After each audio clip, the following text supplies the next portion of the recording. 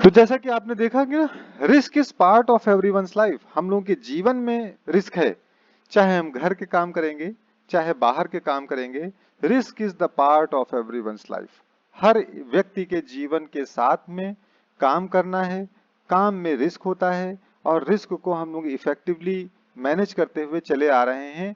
कोई भी व्यक्ति ये नहीं कह सकता है कि हम अपने जीवन में जितने भी काम कर रहे हैं या करेंगे उन सारे के सारे काम में जो जोखिम है, जो रिस्क है, हम उसको अवॉइड कर दें और हटा दें कंप्लीटली। ये कोई भी नहीं कर सकता है, पॉसिबल नहीं है।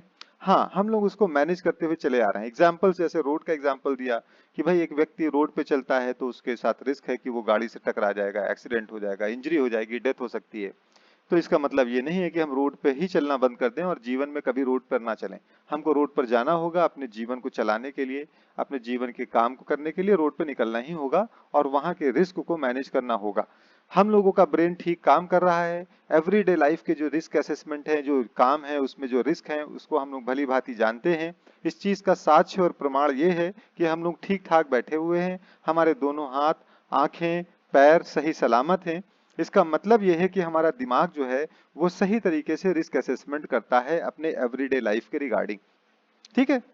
एग्जाम्पल हमने और भी दिया था कि अगर कोई व्यक्ति है जैसे हम हैं और हमको किसी एटीएम मशीन से कैश निकालने जाना है, तो कैश को निकाल करके लाने में रात का समय है और अकेली जगह है, सन्नाटी जगह है, कोई नहीं है वहां पर, तो वहां पर ऐसी जगह पर हमको किसी के द्वारा थ्रेटन किया जाना या लूट लिए जाना एक संभावित बात हो सकती है। इसको मैनेज करने के लिए हम क्या करेंगे कि हम भीड़ भाड़ वाली जगह को प्रीफर करेंगे जहां पर और भी लोग हों, और प्रेफरेंस ये भी देंगे कि डे टाइम पे ही हम जा करके एटीएम से पैसे निकालें ताकि वहां पर कोई लूट ना हो हमारे साथ में। तो ये एक एग्जाम्पल है कि हर व्यक्ति के जीवन में अगर हम फॉरेस्ट घूमने के लिए जा रहे हैं, जंगल घूमने के लिए जा रहे हैं, अपनी फैमिली के साथ जा रहे हैं, तो वहां पर भी बहुत से रिस्क हैं। हम वाटर पार्क जा रहे हैं तो वहां पर भी बहुत से रिस्क हैं, बहुत से रिस्क हैं। डूब जाने का, बच्चों के डूब जाने का खतरा, बच्चों को इंजरी हो जाने का खतरा, चोट लग जाने का खतरा, करंट फ्लो के थ्रू इलेक्ट्रोक्यूशन हो जाने का खतरा, जंगल घूमने जा रहे हैं तो किसी वाइल्ड एनिमल्स के अटैक का खतरा या कोई इंसेक्ट बाइट का खतरा। हर एक व्यक्ति के जीवन में हर कदम के ऊपर कुछ जोखिम और कुछ रिस्क होते हैं।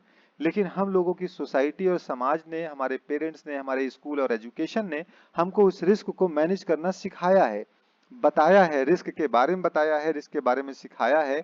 इसीलिए हम लोग रिस्क को मैनेज करते हुए चले आ रहे हैं और हम लोग सही सलामत हैं। ये इस चीज का साक्ष्य और प्रमाण है, जिसे हम लोग इंग्लिश में एपिटमी कहते हैं। बिगेस्ट एग्जाम्पल है कि हम लोग हैंडीकैम नहीं हुए, हाथ पैर ठीक ठाक है। इसका मतलब हमारा जो ब्रेन है, हमारा जो दिमाग है, वो हमारी एवरीडे लाइफ में जो खतरे हैं, जो काम में खतरे हैं, उसका जो रिस्क है, उस रिस्क को एसेस करने में सक्षम है और सही है। सही और सक्षम है, इसका साक्ष्य प्रमाण हम लोगों का सही होना है। जिन लोगों का ब्रेन जो है वो रिस्क असेसमेंट में सही नहीं था, जोखिम को पहचानने में सही नहीं था, उनको चोट लगी, उनको इंजरी हुई, वह हैंडीकैम्ड हो गए हैं, फिजिकली चैलेंज हो गए हैं, हाथ टूट गया, पैर टूट गया, काम करने के लिए सक्षम नहीं रह गए हैं। और ऐसा कब होता है? बच्चों में और यंगस्टर्स में ज्यादा होता है। जो जवान होते हैं, जो बच्चे होते हैं, उनके अंदर इंथुजियाज्म, बच्चे जो होते हैं उनमें नॉलेज और एक्सपीरियंस की कमी होती है, जिसकी वजह से वो खतरे को पहचान नहीं पाते हैं और वो अक्सर चोट खाते हैं। जो यंग बंदे होते हैं उनके अंदर इंथुजियाज्म बहुत होता है, उत्साह बहुत होता है और वो रिस्क जोखिम बहुत अधिक लेते हैं। बाइक चलाएंगे तो तेज चलाएंगे, कार चलाएंगे, बहुत तेज ड्राइव करेंगे। अभी एक रिसेंटली हमारे सिटी में एक एक्सीडेंट हुआ था जिसमें 4 बच्चे की डेथ हो गई थी। और उन्होंने क्या किया कि घर से चुपके से कार की कीज ली और निकल करके हाईवे पे गए और वहां पर स्टंट कर रहे थे, ड्रिफ्ट कर रहे थे कार को, और एक बंदा शूट कर रहा था, उनको वीडियो बना रहा था हाईवे के ऊपर। और रिसेंटली एक्सीडेंट हुआ और वो कार जो है वो पलट गई, ट्रिप हो गई, जिसकी वजह से उसमें शायद 3 या 4 बच्चों की डेथ हो गई थी। और वो सब यंग बच्चे थे, यानी कि उनकी एज जो थी वो 15 to 20 के बीच में ही थी वो सारे बच्चों की। तो उनका ब्रेन अभी इतना मेच्योर नहीं हुआ था जोखिम को पहचानने में, रिस्क को पहचानने में। तो जो जिनको नॉलेज कम होती है, जिनको एक्सपीरियंस कम होता है, जिनका आईक्यू लेवल कम होता है या उनका एक्सपीरियंस नहीं है उसके रिगार्डिंग, वो उस रिस्क को ले लेते हैं। लेकिन जैसे जैसे इंसान की एज बढ़ती है, हमारी पर्सनल लाइफ की बात कर रहे हैं, जैसे जैसे एज बढ़ती है वैसे वैसे वो रिस्क को पहचानना शुरू कर देते हैं और जोखिम को पहचानना शुरू कर देते हैं। और जोखिम को कंपेयर करने लगते हैं कि किस जगह पर ज्यादा रिस्क है, किस जगह पर कम रिस्क है। तो इस तरीके से उनकी स्पीड भी कार की चलाने की स्लो हो जाती है, उनका फोकस और कंसंट्रेशन भी रोड के ऊपर ज्यादा हो जाता है, क्योंकि वो और भी चीजों को ध्यान में लेकर के चलने लगते हैं कि अगर एक्सीडेंट हो जाता है तो हमारी डैमेज ऑफ प्रॉपर्टी हो जाएगी, जिससे हमको फाइनेंशियल लॉस होगा। हो सकता है सामने वाला जो है वो कोर्ट में जाकर के केस फाइल कर दे तो हमको प्रोसिक्यूट किया जाएगा, यानी हम जाएंगे, मुकदमा देखना पड़ेगा। हो सकता है मुकदमे में अगर हमारी गलती पाई जाती है तो इम्प्रिजमेंट हो सकती है, जेल हो सकता है, या फाइन दिया जा सकता है, या उसकी कार रिपेयरिंग की कॉस्ट दी जा सकती है, या हमको चलाते समय, तेज चलाते समय अगर किसी दूसरे के साथ में एक्सीडेंट हो जाता है और वो फिजिकली चैलेंज्ड हो जाता है, यानी कि अपाहिज हो जाता है वो व्यक्ति, और वो कोर्ट में जाता है और इस चीज को कहता है कि हम अब कमाने लायक नहीं रहे हैं इनकी वजह से, तो हो सकता है कि उस व्यक्ति को जो गाड़ी चला रहा था, जिसने ठोकर मारी थी, उसको लाइफ टाइम तक के उसको कंपनसेशन देना पड़ जाएगा, या हो सकता है डेथ की वजह से उसको और भी कंपनसेशन देना पड़ जाए। तो ये सारी चीजों को जब एक सीनियर और एक एक्सपीरियंस और एक मेच्योर बंदा सोचता है तो उसकी स्पीड ऑटोमेटिकली स्लो हो जाती है, उसका कंसंट्रेशन ज्यादा हो जाता है रोड के ऊपर कि भी किसी भी तरीके का दुर्घटना नहीं होना चाहिए। लेकिन वही यंग बंदे हैं जो इन चीजों को नहीं सोच पाते हैं, फोरकास्ट नहीं कर पाते हैं, और उनकी स्पीड ज्यादा होती है, वो केयरलेस होते हैं, वो लापरवाह होते हैं, क्योंकि वो चीजें वो नहीं सोच पा रहे हैं कि इसकी वजह से कितना बड़ा नुकसान और कितना लाइफ का कितना बड़ा नुकसान हो सकता है, जिसकी वजह से अक्सर जो एक्सीडेंट्स देखे जाते हैं वो यंगस्टर्स के देखे जाते हैं। वो रिस्क उठा लेते हैं, जोखिम उठा लेते हैं, ओवरटेक करने में जोखिम उठाएंगे, नॉलेज की कमी, ब्रेन मैच्योर नहीं है, एक्सपीरियंस नहीं है, तो इसलिए ओवरटेक गलत कर देते हैं वो, जिसकी वजह से एक्सीडेंट हो जाता है, या स्पीड उनकी ज्यादा होती है शो ऑफ की वजह से, या उनका डिस्ट्रक्शन ज्यादा होता है म्यूजिक सिस्टम को प्ले करने में या फोन पे बात करने में, या और भी कुछ रीजन हो सकता है। तो ओवरऑल देखा जाता है कि हमारी सोसाइटी, हमारे समाज, हमारे बड़े, हमारे एजुकेशनल इंस्टीट्यूशन हम लोगों को सिखाते हैं कि समाज के अंदर जो वर्क है, वर्क एक्टिविटीज हैं, उसके अंदर बहुत से रिस्क हैं और आपको रिस्क से बचना होगा। जो बचते हैं वो ठीक रहते हैं, जो नहीं बचते हैं, जो नहीं समझ पाते हैं, वो फिजिकली हैंडीकैप, चैलेंज हो जाते हैं या डेथ हो जाती है उनकी। तो इसीलिए कहा गया कि risk is the part of everyone's life. जिस रिस्क को हम पढ़ रहे हैं, रिस्क असेसमेंट को हम पढ़ रहे हैं, वो न्यू चीज नहीं है, it is not a new content or a topic which we are studying right now.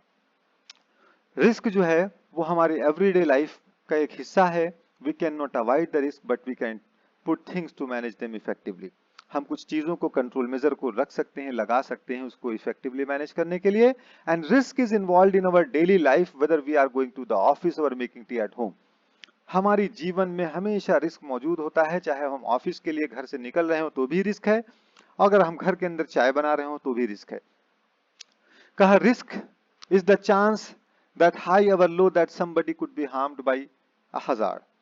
Chance होता है, किसी हजार्ड से हार्म हो जाने का चांस जो है वो रिस्क कहलाता है, कि किसी खतरे से हमको कितना नुकसान हो सकता है ना। चांस क्या है, प्रोबेबिलिटी क्या है, संभावना क्या है ना, कि किसी कोई खतरा है तो उसमें वहां पर रखा हुआ एक रॉड है, वो उसके अंदर धार लगी हुई है, यानी शार्प एज है, तो कट लग सकता है उससे। तो क्या चांस है कि वो कट लगेगा। अगर वो ऐसी जगह पर है जहां पर बहुत से लोग निकल रहे हैं तो चांस ज्यादा है कि किसी न किसी को कट लगेगा, तो रिस्क ज्यादा है।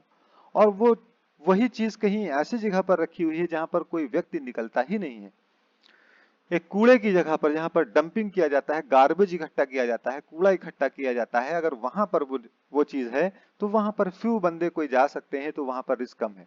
एक गड्ढा है, रोड के ऊपर एक गड्ढा है, वो अगर घर के पीछे साइड में है, कूड़े कूड़े की रखने की जगह, गार्बेज के रखने की जगह पर है, तो ठोकर लगने के चांसेस कम है, क्योंकि वहां पर लोग कम जा रहे हैं।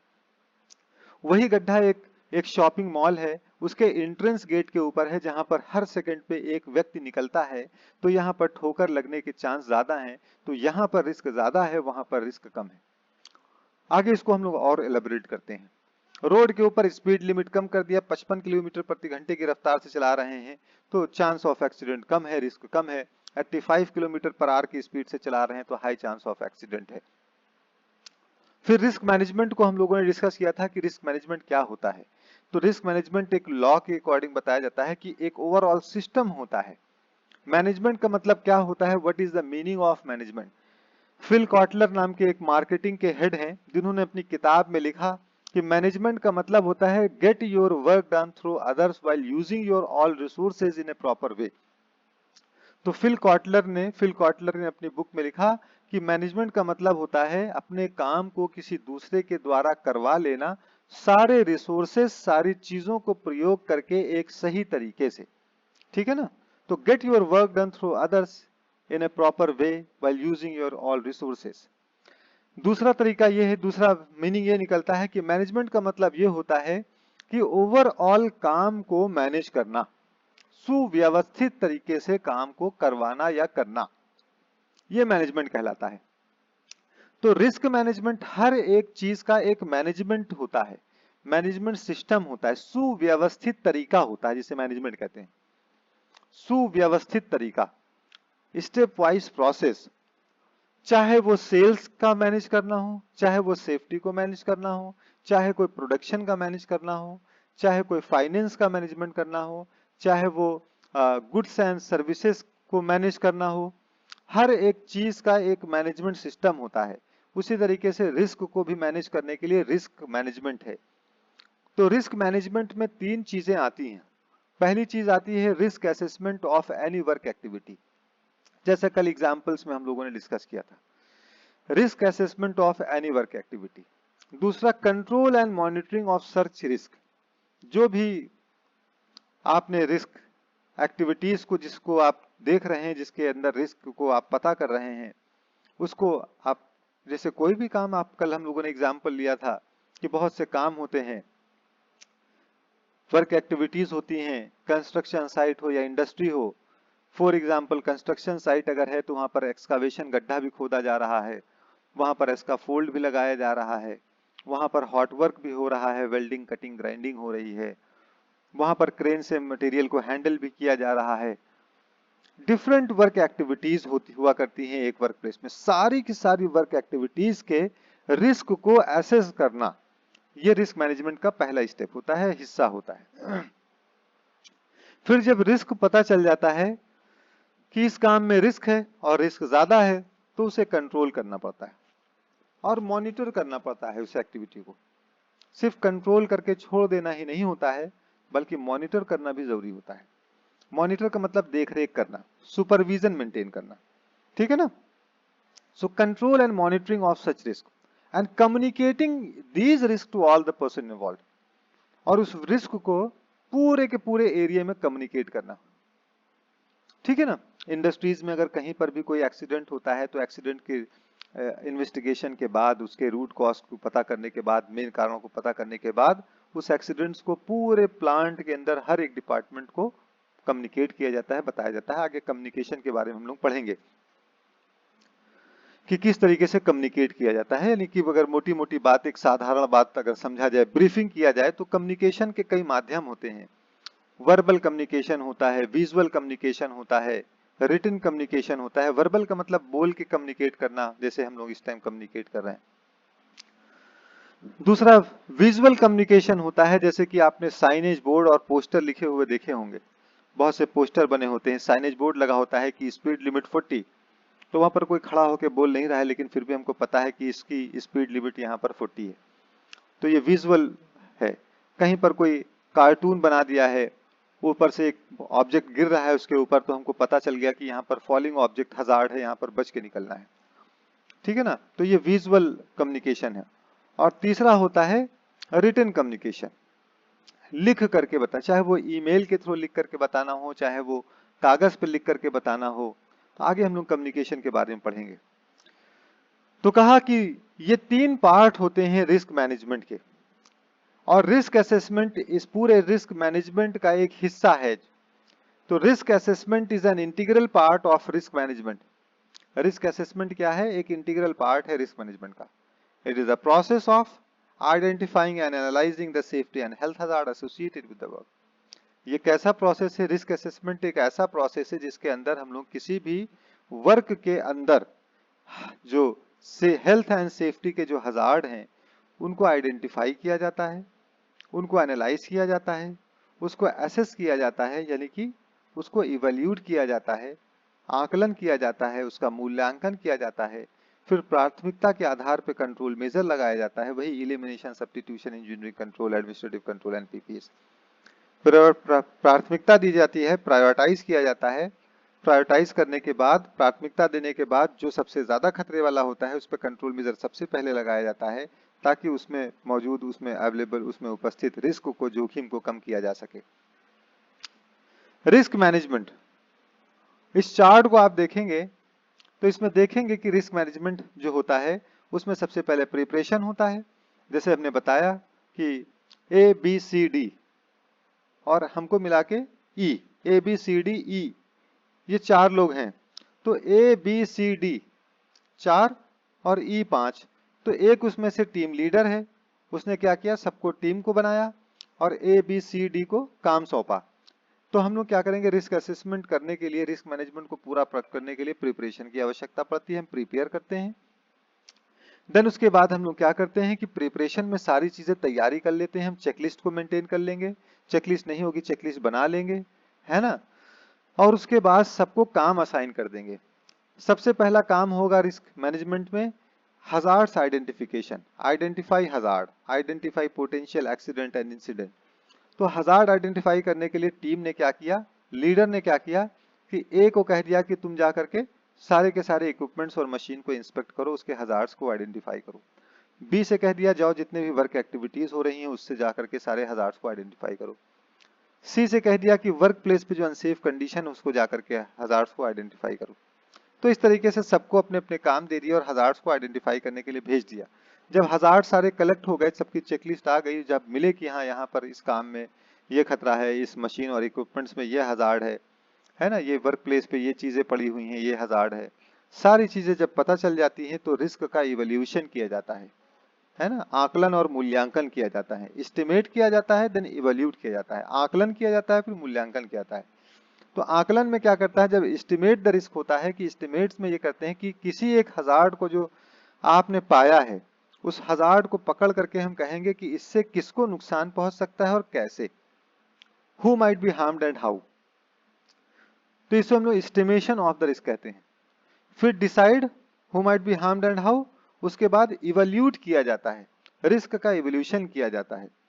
एस्टिमेशन के बाद देखा जाता है, इसको मूल्यांकन कहते हैं कि रिस्क का लेवल कितना है, हाई है, मीडियम है, लो है, कितना है, तभी तो प्राथमिकता दे पाएंगे कि हाई रिस्क वाले जितने भी हैं सबको जाकर के सबसे पहले करेक्टिव एक्शन लगा करके, चाहे टेम्परेरी चाहे परमानेंट, और उसको सही करवाइए।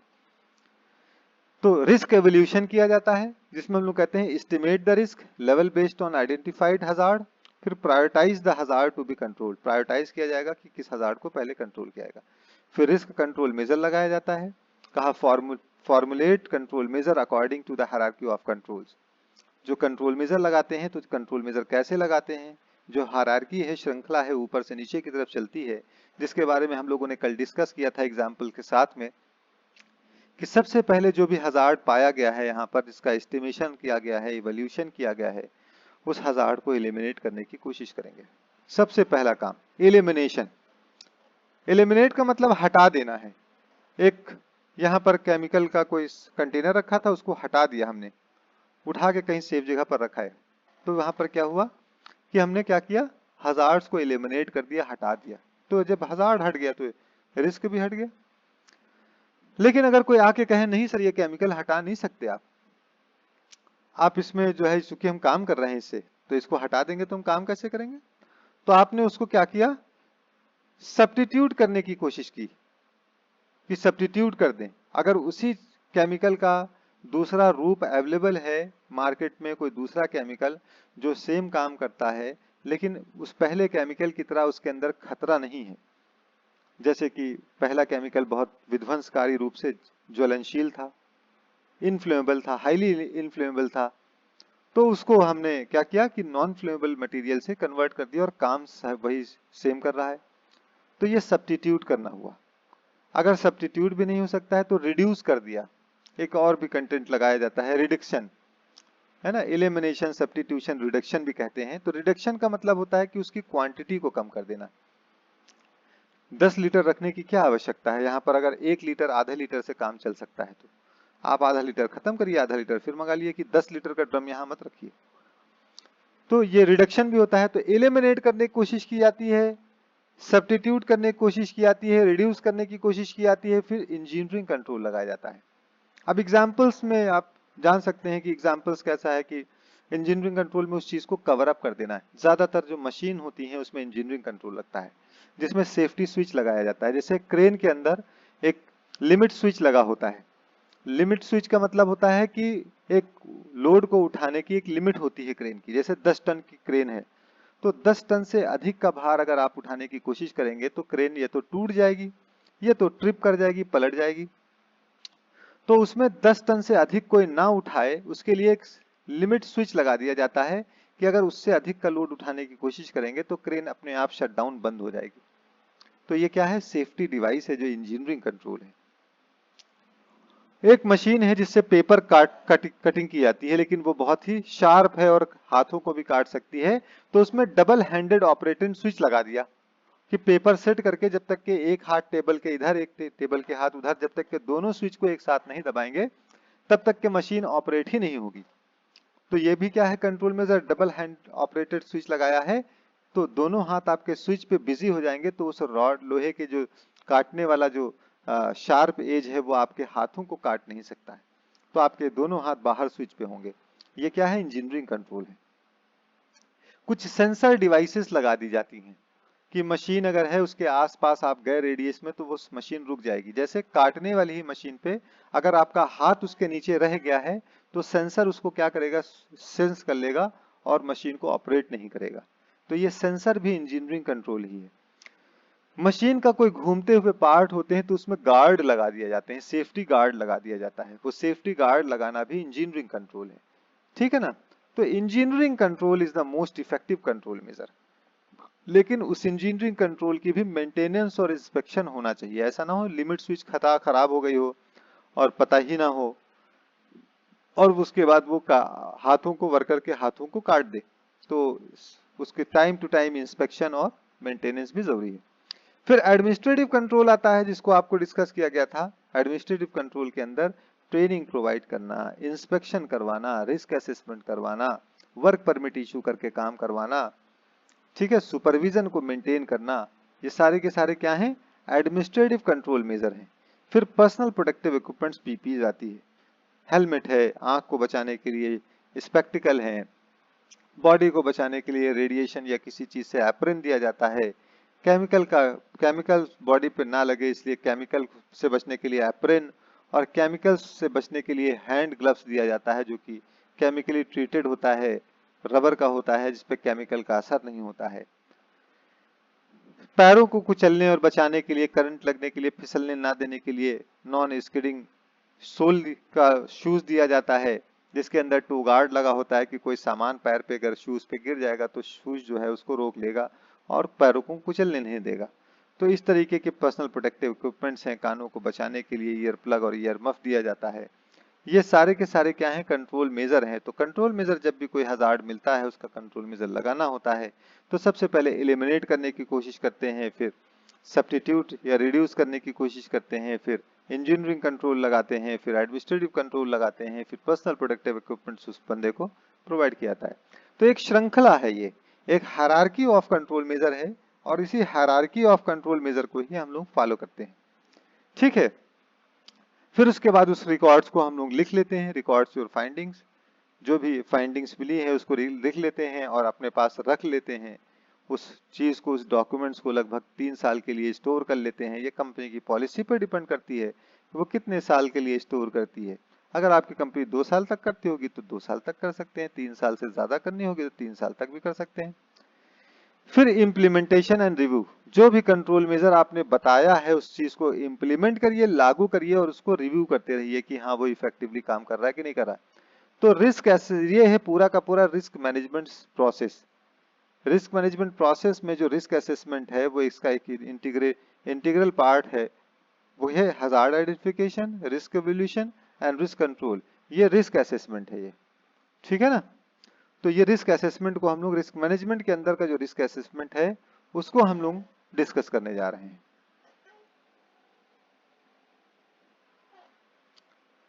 आप हजार्ड्स को तो भली भांति जानते हैं और पहचानते हैं। हजार्ड का मतलब होता है खतरा, लेकिन डिफिनेशन क्या कहती है? Hazard is anything that has the potential to cause harm. कोई भी चीज जिसके अंदर ये पोटेंशियल और पावर हो कि वो हार्म पहुंचा दे, हार्म का मतलब नुकसान पहुंचा दे, उसे हम लोग हजार्ड कहते हैं। नुकसान का मतलब यहाँ पर क्या होता है? नुकसान का मतलब होता है कि वो जो सामान जो हजार्ड है वो बीमार कर दे, चोट लगा दे, प्रॉपर्टी डैमेज कर दे, इन्वायरमेंट कंटेमिनेट कर दे, ये हार्म का मतलब है। ठीक है ना? तो hazard is anything that may cause harm such as chemical, electricity, working from ladder और ओपन ड्रायर। कोई भी चीज हजार्ड, एक छोटी सी पिन हो सकती है। Hazard could be A small pin which can cause a sepsis, infection, tetanus, as well as a big part of the machinery। किसी मशीन का एक बिग पार्ट हो सकता है, एक छोटी सी पिन हो सकता है, एक ग्लास में पानी हो सकता है जो हमारे बोर्ड पे गिर जाए, लैपटॉप पे गिर जाए, लैपटॉप हमारा जल जाए, खराब हो जाए, तो वो ग्लास का पानी भी हजार्ड है हमारे टेबल पे अगर रखा हुआ है तो anything that has the potential to cause harm is called the hazard. कोई भी चीज जिसके अंदर पोटेंशियल हो, पावर हो कि वो नुकसान पहुंचा दे, हार्म पहुंचा दे, तो वो हजार्ड कहलाता है। हार्म का मतलब यहाँ पर किस चीज से लिया गया है? वही चीज, डैमेज ऑफ प्रॉपर्टी कर दे, बीमार कर दे। क्योंकि कुछ बैक्टीरिया हैं, वायरस हैं, डेंगू वायरस है, स्वाइन फ्लू वायरस है, जो कि बहुत कॉमन है, इस टाइम चल रहे हैं। अभी रिसेंटली पेंडेमिक गई है, कोविड वायरस है, बैक्टीरिया है जिसकी वजह से टाइफाइड, साल्मोनेला बैक्टीरिया है जो कि टाइफाइड कॉज करता है। तो हजार्ड की कैटेगरी को हम लोग आगे पढ़ेंगे कि हजार्ड डिफरेंट टाइप्स के होते हैं। तो hazard is anything that has the potential to cause harm. कोई भी चीज इसके अंदर पोटेंशियल पावर हो कि हार्म पहुंचा दे, वो हजार्ड कहलाता है। ठीक है ना? हजार्ड सिर्फ जरूरी नहीं कि पत्थर पड़ा हो रास्ते में तो उसी को हजार्ड कहेंगे। कुछ बैक्टीरिया है वो भी तो हजार्ड है, वायरस है वो तो हजार्ड है, वो बायोलॉजिकल हजार्ड है ना? ऊपर से गिरता हुआ पत्थर वो भी हजार्ड है, फर्श पे पड़ा हुआ पानी भी हजार्ड है, घूमता हुआ हिस्सा किसी मशीन का वो भी हजार्ड है, रोड पे चलती हुई गाड़ी भी हजार्ड है, घर के सामने गड्ढा खुदा हुआ है वो भी हजार्ड है, लाइट कम है वो भी हजार्ड है, लाइट बहुत तेज है, आंखों में चमक लग रही है वो भी हजार्ड है, कहीं पर टेम्परेचर बहुत ज्यादा है, गर्मी बहुत ज्यादा है तो वो टेम्परेचर हजार्ड है, कहीं पर बहुत ठंडा है तो वो ठंडक हजार्ड है। ठीक है ना? तो चाकू जो है, एक चाकू रखे हुए हैं किचन के अंदर, वो भी हजार्ड है कि लग सकता है, बच्चे अपने हाथ काट सकते हैं। तो चाकू बेसिकली हजार्ड नहीं है।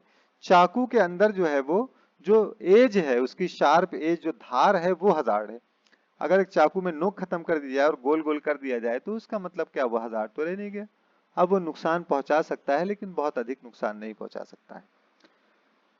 तो कहा hazard is anything that has the potential to cause harm. Hazard हर वो चीज जो नुकसान पहुंचा दे वो हजार्ड कहलाती है। ठीक है ना? चाहे वो छोटी चीज हो चाहे बड़ी चीज हो। और जब कोई व्यक्ति या वस्तु हजार्ड के कांटेक्ट में आते हैं तो हजार्डस इवेंट होता है।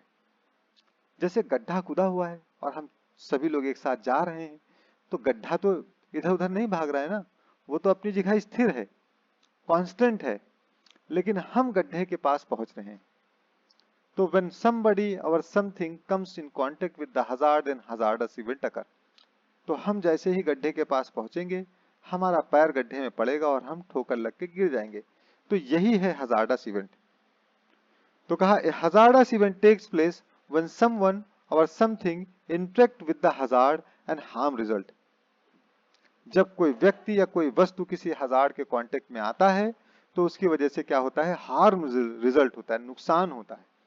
हार्म का मतलब वही इंक्लूड इल हेल्थ है, इंजरी है, डैमेज टू प्रॉपर्टी, प्लांट है, प्रोडक्ट का डैमेज होना, इन्वायरमेंट का कंटेमिनेट होना, अशुद्ध होना, प्रोडक्शन का लॉस होना, लाइबिलिटीज का बढ़ जाना, ये सारे के सारे क्या हैं, हार्म का एग्जाम्पल्स है, नुकसान का।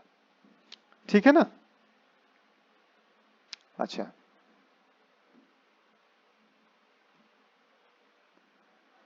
आप यहां पर एक एक लोग कोई बता सकता है कि इमेज दिख रही है क्लियरली?